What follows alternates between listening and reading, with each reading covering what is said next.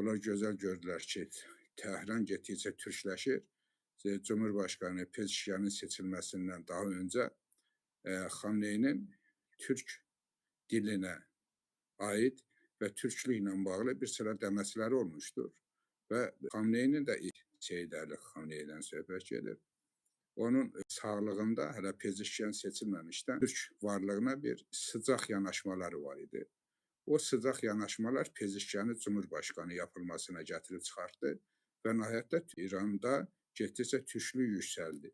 Dış güclər İranda maraqlı olan Siyonizmi, ABD, Batı dünyası, İngiltərə kimi güclər, Rusiya, Çin belə İranın türkləşməsinin qəbul edilməzliyini görərək ortaq bir hərəkət içərisinə girdilər, amma farklı yöntəmlərdə.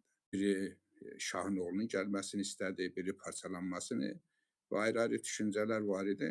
Yetər ki, o bölgə türkləşməsin. Bilirsiniz, Xamneyinin öz kəndisi də hələ Aralıq ayının içərisində 2024-də şimdiki Müştəba Xamneyinin yeni rəhbər seçilməsindən bağlı məsələ qaldırmışdı. O gerçəkləşmirdi. İçəridə bir dirəniş var idi.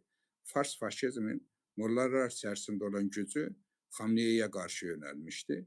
Xamneyinin də istəklərinə qarşı bir mücadilə var idi. O düşünürdülər ki, Xamneyi bir türk ağırlıqlı yönetimə üstünlük verir.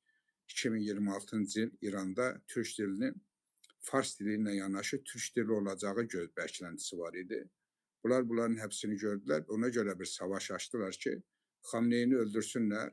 Onun yerinə də ben deyərdim ki, daha çox Səid Cəlili, Pezeşkiyanın alternatifi olan güclərin yaxın olduğu, onlarla bir yerdə olan bir ruhani dini lider seçdirmək istəyirlər. O yüzden də Trump deyirdi ki, bizim kendi seçimiz var. Xamneyinin oğlu, Seyid Əli Xamneyinin oğlu Müştaba Xamneyi seçiləndə gördünüz ki, Trump xəyal qırıqlığına uğradı. Bunlar bunu bəşləmirdi. Onlar daha çox düşünürdü ki, əks cəbhənin üyələrindən biri dini lider seçiləcək. Gəlin, həqiqəti deyək ki, Seyid Əli Xamneyinin oğlu Müştaba Xamneyinin dini lider seçilməsinin iki böyük səbəbkarı var. Biri Sepahdır, devrim muhafızlarıdır. İkinci də Pezeşkiyandır. Bu iki iradə Xamneyinin oğlunu dini lider seçdirməyə gətirdi və təbii ki, bugün Müştaba Xamneyinin seçilməsindən çox sayılı rahatsız içəridə qüvvələr var. Onlar çox güclüdür. Məclisi Xubirqan, uzmanlar məclisinin %60-70'i Xamneyə qarşı olsalar da devrim muhafızlarının iradəsindən onlara qarşı dirəniş göstərmədilər. Hərbi bir durum idi. Hərbi güclərin qarşısında çox səs sala bilmədilər, tabi oldular.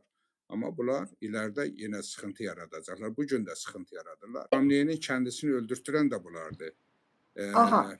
İsrail'e Xamneyinin yerini koordinatlarını veren de bunlardı. Öldürtüren de bunlardı. O güclerin elinden de İran hakimiyyətə gəlib Amerika ve İsrail'in kuklası olan bir İran yönetimi gerçəkləşdirmək istəyirdilər ki, onların bu niyyətləri gerçək olmadı. Yani biz olaylara belə de baxmalı. Bugün de direniş bu yöndədir. Bax, bu baxımdan da böyük türk milləti içəridə olan türklər %100 demək olar ki, rejimə dəstək vermirlər. Əslində, türkləşən rejimin yanında olmaq istəyirlər ki, rejim türkləşsin. O yüzden rejimin yanındadılar. Rejimin türk olması uğrunda bir mücadilə var və bir də İranda rejimin türk olmaması uğrunda bir mübarizə var. Bugün içəridə savaş getməsinə baxmayaraq iki cəbhə ciddi bir savaş içərisindədir. Rejimin türkləşməsini istəyənlər və ona qarşı olan güclər. Bu yüzden de biz bugün rejimin türkləşməsi uğrunda mücadilədə olan soydaşlarımızın ister molla olsun, ister memur olsun, ister sivil insan olsun fərq etmir. Əskər olsun, general olsun fərq etmir. Onların yanında olmalıyıq.